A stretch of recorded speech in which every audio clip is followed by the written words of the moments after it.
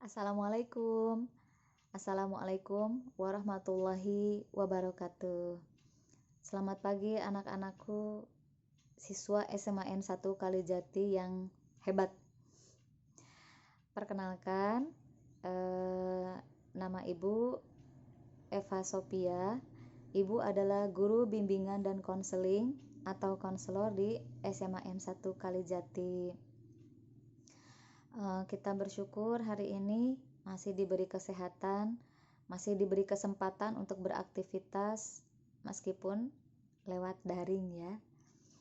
Semoga Allah selalu melindungi kita dimanapun kita berada.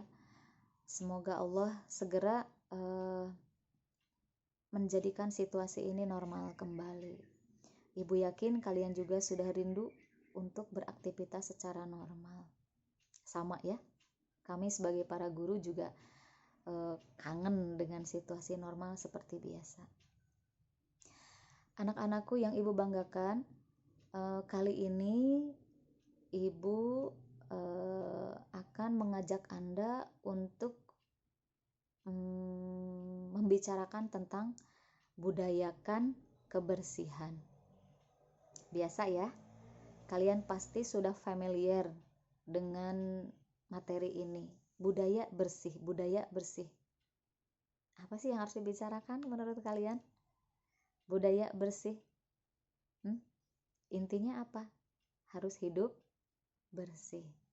Tapi tetap mari kita bahas secara simple, sederhananya ya. Kamu udah bersih belum? Pagi ini kamu udah mandi belum? Gosok gigi? Cuci baju? Cuci tangan, nyapu rumah, ngepel, itu adalah kegiatan bersih-bersih.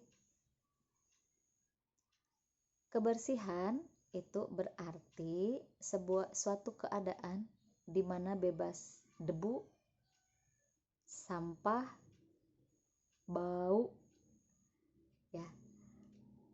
Dan selain dari itu juga, kebersihan itu artinya bebas dari bakteri patogen, dari bahan kimia, dari virus, itu bersih. Hadis mengatakan, ada yang tahu hadis tentang kebersihan? Dalam agama Islam, kebersihan itu adalah sebagian dari ciri orang beriman. An-nadzafatu minal iman. Kebersihan itu sebagian dari iman. Artinya, tanda orang yang beriman itu adalah bersih. Ya. Bersih itu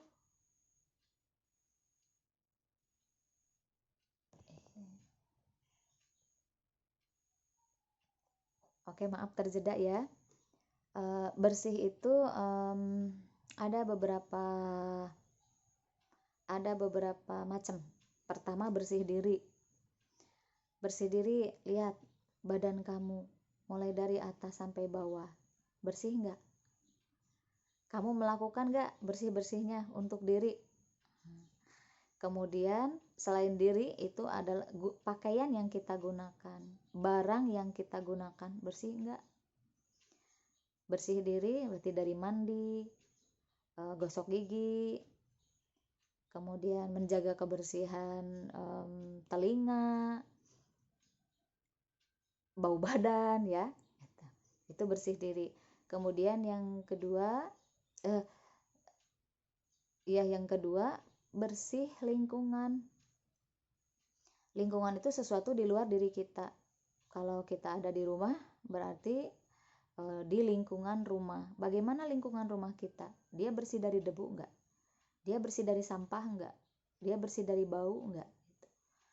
Nah, jangan salah, cat rumah itu mengandung bahan kimia kan?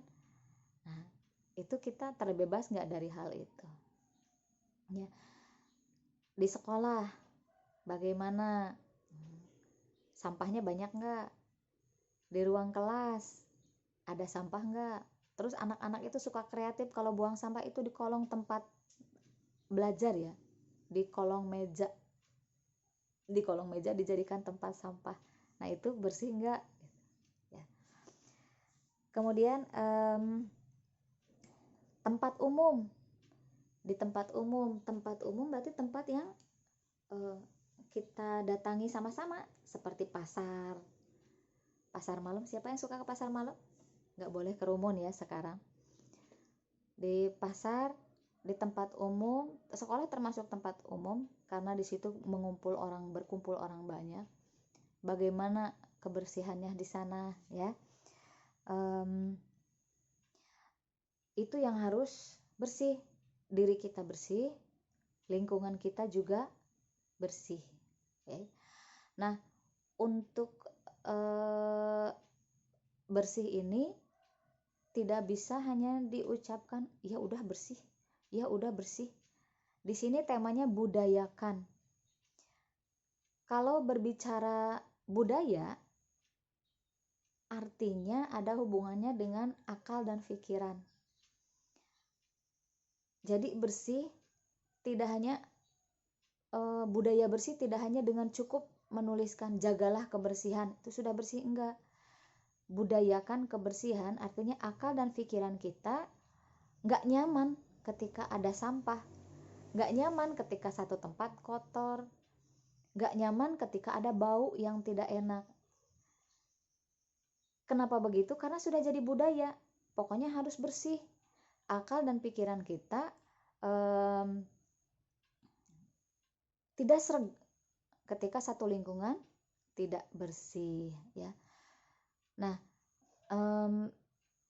cukup nggak Bu dengan melakukan piket di sekolah, atau cukup nggak dengan menyapu di rumah? Apakah itu sudah menjadi budaya? Nah, sesuatu akan menjadi budaya ketika dikerjakan berulang-ulang, ketika menjadi mindset, menjadi satu pikiran bahwa tempat ini harus bersih.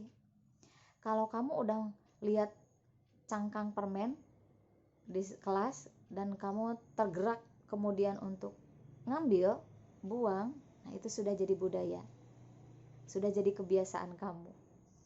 Nah sayangnya ketika kamu menemukan sampah masih berserakan, berarti di tempat itu masih ada orang yang tidak membudayakan kebersihan karena dia tidak membuang sampah pada tempatnya. Baik, nah selain bersih, sebenarnya untuk sehat ada 4 hal yang harus kita jaga ya. Untuk hidup sehat, untuk ujung-ujungnya pada membudayakan kebersihan, itu ada 4 hal yang harus kita jaga. Yang pertama, kita harus menjaga pola makan. Kalau dalam bahasa Inggris ada yang bilang you are what you eat. Kamu adalah apa yang kamu makan ya. Jaga isi piring kamu, karena itu yang akan membentuk tubuh kamu, yang akan membentuk kesehatan kamu. Yang pertama, ingat, jaga pola makan. Terhindar dari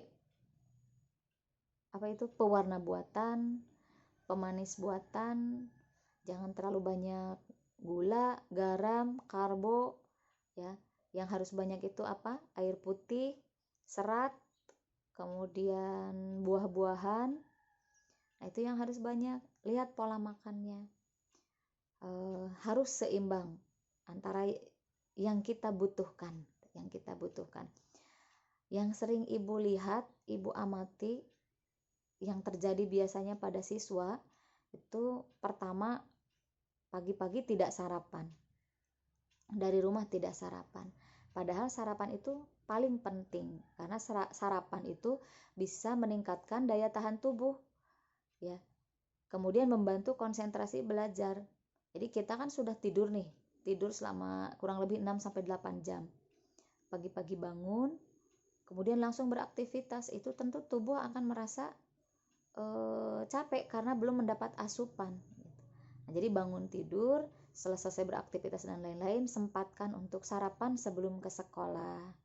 Jaga sarapannya apa ya, jangan mie instan. Mie instan sangat tidak cocok untuk sarapan.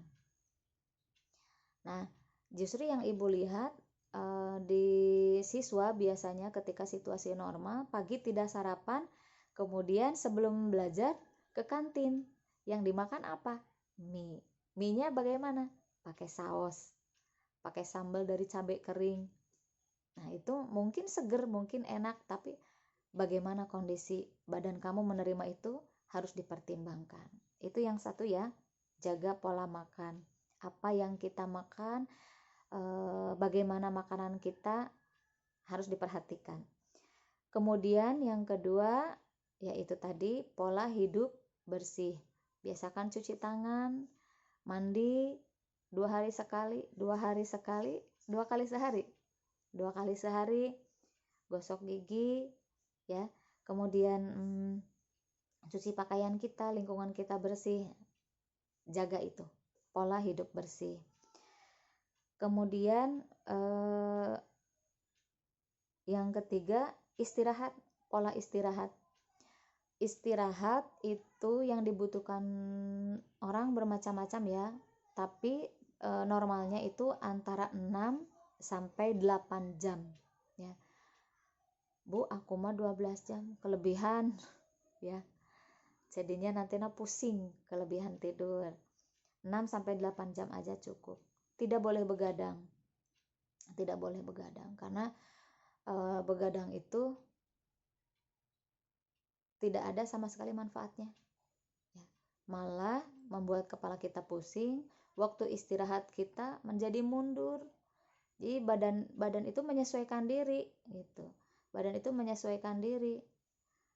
Kalau dengan begadang, mata kamu, kepala kamu jadi pusing, mintanya tidur lebih lama. Jadi orang yang begadang cenderung bangunnya juga lebih siang gitu. Cenderung bangunnya lebih siang, dan ketika bangun bukannya seger, malah tambah pusing. Meskipun sama, misalnya aku tidur Bu jam 2, bangun jam 10 siang, berapa jam tuh?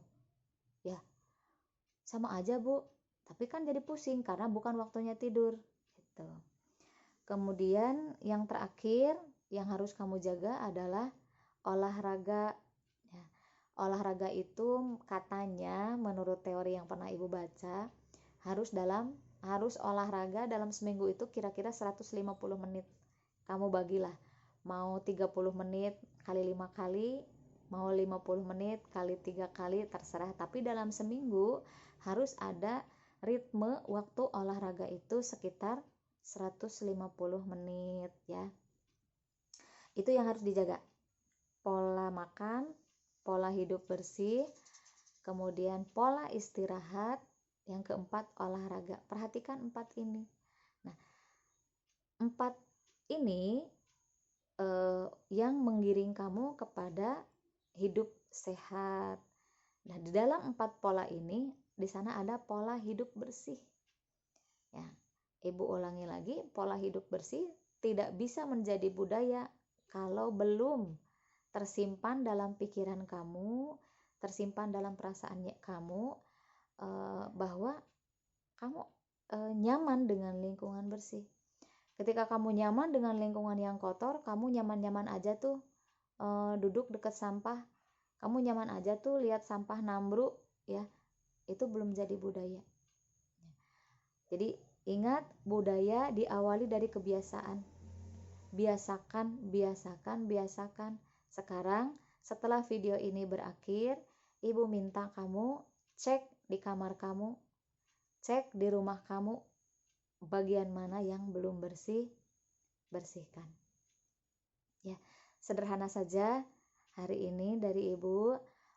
Kamu sebenarnya bisa searching di konten-konten gratisnya. Di Ruang Guru banyak video animasi tentang pola hidup bersih, dan di konten-konten yang lainnya juga banyak. Video ini hanya sederhana, Ibu juga masih belajar. Jadi untuk lebih asiknya, kamu bisa searching di internet yang animasi bentuknya, justru lucu-lucu ya. Pola hidup bersih bagaimana. Semoga itu bisa memotivasi kita untuk membudayakan kebersihan. Ingat, bersih tidak cukup sekali, tetapi harus menjadi kebiasaan dan ujungnya menjadi budaya yang mendarah daging dalam diri kita. Baik, anak-anakku yang Ibu banggakan, semoga keadaan menjadi lebih baik ke depannya. Sampai ketemu di situasi normal. Assalamualaikum warahmatullahi wabarakatuh.